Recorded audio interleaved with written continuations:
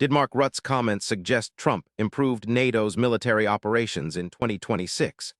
The answer might surprise you, revealing unexpected insights about leadership and military strategy in modern alliances. In 2026, Dutch Prime Minister Mark Rutte made comments that some interpreted as acknowledging improvements in NATO's military operations during the period when Donald Trump was influential. However, Rutte's statements were nuanced and focused more on alliance unity and burden sharing than direct military enhancements. He praised efforts to increase defense spending and political cohesion, but stopped short of crediting Trump personally for operational success. This reflects how political leaders often balance diplomatic praise with strategic caution when discussing sensitive international military matters.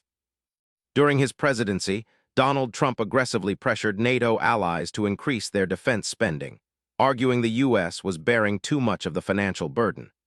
This stance led to tension within the alliance, but also succeeded in prompting several countries to raise their military budgets. While these budget increases potentially strengthened NATO's capabilities, experts note that military operations depend on much more than spending alone, including coordination, training, and shared strategic goals. Improving NATO's military operations is a complex process involving multinational coordination, technology sharing, joint exercises, and strategic planning. While political leadership can influence these areas, the effects take years to materialize.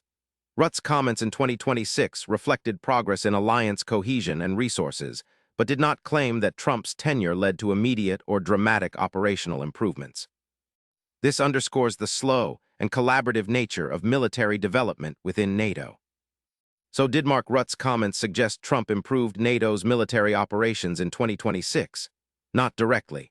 His remarks highlighted progress in unity and spending, but real operational improvements are complex and gradual. If you want daily answers to questions you didn't know you had, hit subscribe now.